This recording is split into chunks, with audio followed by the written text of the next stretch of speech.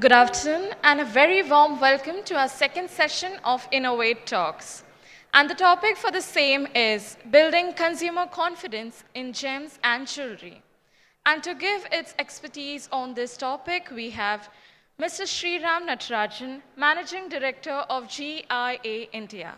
I would now like to welcome Sriram sir on the stage. Sir, stage is all yours.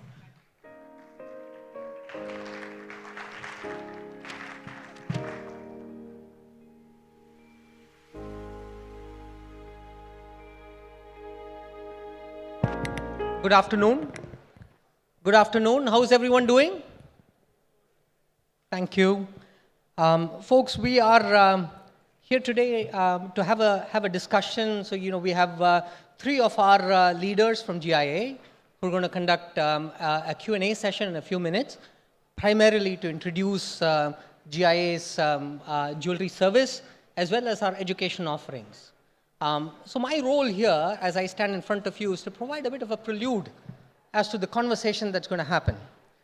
First of all, before that, let me welcome all of you. I know it's a busy day with lots of meetings that you all are having, and I'm glad you're all here, and thank you for being here for this session. Now, the best way for me to give you a little bit of a prelude to the conversation that's going to happen is to speak a bit about the history of GIA and the role that GIA plays in the industry that we serve. I'll begin in 1931. It was 1931 that Robert Shipley established GIA as an educational research organization that was dedicated to the study of gemstones. A few years later, 1934, he established the AGS, the American Gem Society. And the AGS was established to professionalize the retail industry. And the purpose of doing that was to protect consumers from fraud and from false advertising. So these two organizations came about, established again by the same founder, Robert Shipley. Now both, again, with an intent to build trust with customers, with consumers who purchase jewelry. And I mean, those of us in the industry, I'm sure, fully appreciate the fact that this is an industry that's built on trust. No trust, no industry, right? Especially in days like today, when there are so many options that are available with people, consumer trust becomes extremely important for us to progress. Now, one of GIA's early interventions in the industry was establishing standards.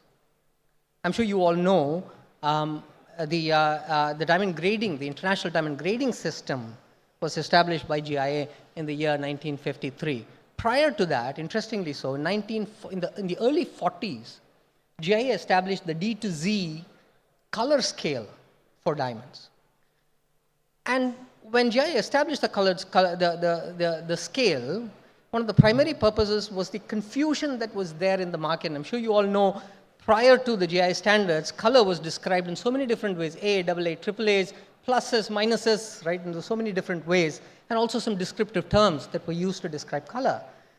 And in the 40s, GIA came out with the D2C scale, and along with that, the instrumentation that GIA manufactured for AGS retailers, so they're able to look at color. Now, it so happens that GIA's intention at those days were primarily education. Laboratory wasn't even in a part of what we used to do. And the way laboratories developed in subsequent years was that the AGS retailers would often come back to GIA and would say, hey, I think this is F color. What do you think? Right? And so they would come back to what they would call those days the professors of GIA. And over a period of time, that then turned into laboratory services for GIA. Okay. And as I said, in the 50s, we came up with a diamond grading system. In the 60s, the 7 factors of pearl identification. In fact, when it comes to laboratory-grown diamonds, the work on laboratory-grown diamonds started quite early. In the 50s is when GIA examined the first set of laboratory-grown diamonds. And legend also has it that in the 70s, when I think it was Sumitomo who manufactured a better quality laboratory-grown diamond. It was actually assessed by GIA And from what I understand, the report is also available in one of the museums in the US. Now, fast forwarding 94 years, 95 years into where we are today, we still rest on 4 solid legs or columns. The most important one being research. Research is in the root of everything that we do. Research drives instrumentation development. Research drives instrumentation development, which is used in our laboratory services. Research also drives the processes and the methods that we use in GIA laboratories.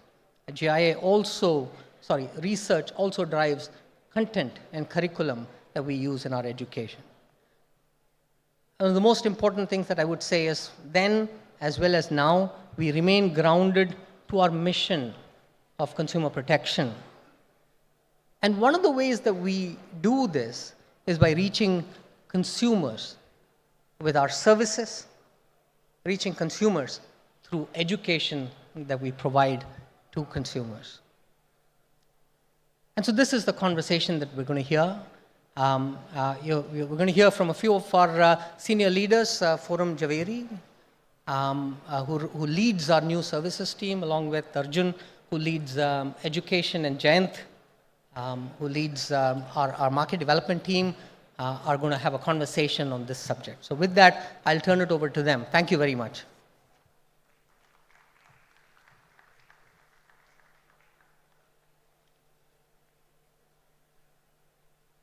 We have curtailed the capacity. We don't take more than 12 students in a batch, irrespective of the wait list in such a program, such that the interaction between one trainer and those 12 students is optimum.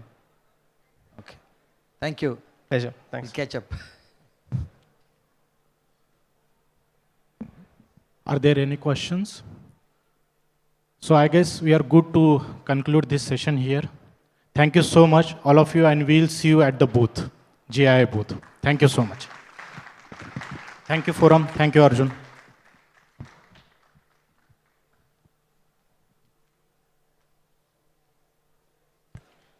My sincere thanks to all the speakers, that is Shriram sir, Jayant Kulkarni sir, Forum Zaveri ma'am, and Arjun Pansari sir, for sharing your insights and expertise made a big significant impact, and we are grateful for your valuable contribution.